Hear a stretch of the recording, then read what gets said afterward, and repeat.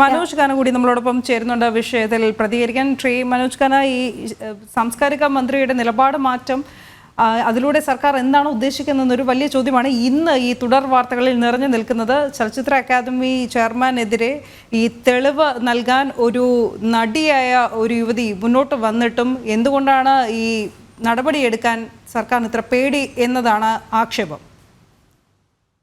ഇല്ല, സർക്കാരിന്റെ അത്തരത്തിൽ ഒരു പേടി ഉണ്ടാവേണ്ട കാര്യമില്ല.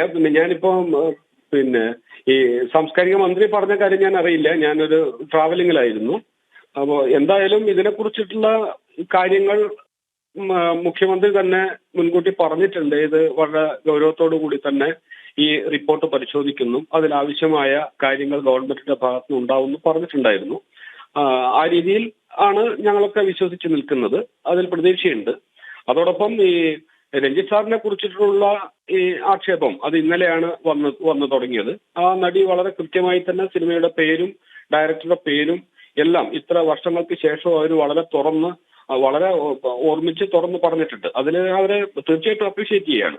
അങ്ങനെ തന്റെ അടുത്തോടുകൂടി പറയാൻ മുന്നോട്ട് വന്ന ബാക്കി ഉള്ള ആളുകൾക്ക് കൂടെ അതൊരു വലിയ പ്രചോദനമായിരിക്കും ഞാൻ വിചാരിക്കുന്നു.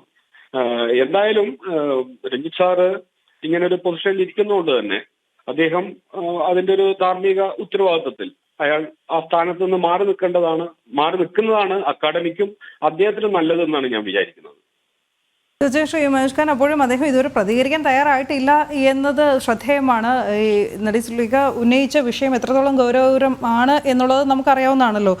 അതിൽ താങ്കൾ ശ്രദ്ധിച്ചിട്ടില്ല എന്ന് പറഞ്ഞതുകൊണ്ട് ഒരു വ്യക്തതയ്ക്ക് വേണ്ടി പറയുകയാണ്. ഇന്ന് രാവിലെ ഇതുമായി ബന്ധപ്പെട്ട പ്രതികരണം മാധ്യമങ്ങൾ സാംസ്കാരിക വകുപ്പ് മന്ത്രിയോട് ആരാഞ്ഞപ്പോൾ ആദ്യം പറഞ്ഞത് രഞ്ജിത്തിനെതിരെ നടപടി ഉണ്ടാകില്ലെന്നാണ്. പക്ഷേ നിരവധി വിമർശനങ്ങൾ ഇതേ തുടർന്ന് മന്ത്രിക്ക് നേരിടേണ്ടി വന്നത് പാർട്ടിക്കുള്ളിൽ നിന്ന് പോലും, മുന്നണിക്കുള്ളിൽ നിന്ന് പോലും. അതിനുശേഷം ഒരു 2 മണിക്കൂറിന് മുമ്പ് അദ്ദേഹം സമൂഹ മാധ്യമത്തിൽ കുറിച്ചിരിക്കുന്നത് ചലച്ചിത്ര അക്കാദമി ചെയർമാൻ രഞ്ജിത്തിനെതിരായുള്ള ആരോപണം തെളിഞ്ഞാൽ നടപടി ഉറപ്പെന്നാണ്.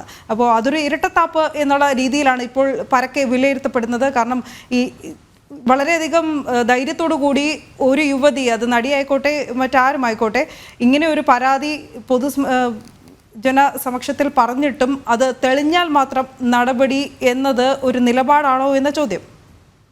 ഇല്ല, തെളിഞ്ഞാൽ മാത്രം നടപടി എന്ന് കാണേണ്ട കാര്യമില്ല. യഥാർത്ഥത്തിൽ അദ്ദേഹത്തെ ആ സ്ഥാനത്ത് നിന്ന് മാറ്റി നിർത്തിക്കൊണ്ടാണ് അന്വേഷണം വേണ്ടത്. അതാണ് അതിന്റെ ഒരു ശരിയായ രീതി എന്നാണ് എന്റെ ഒരു അഭിപ്രായം.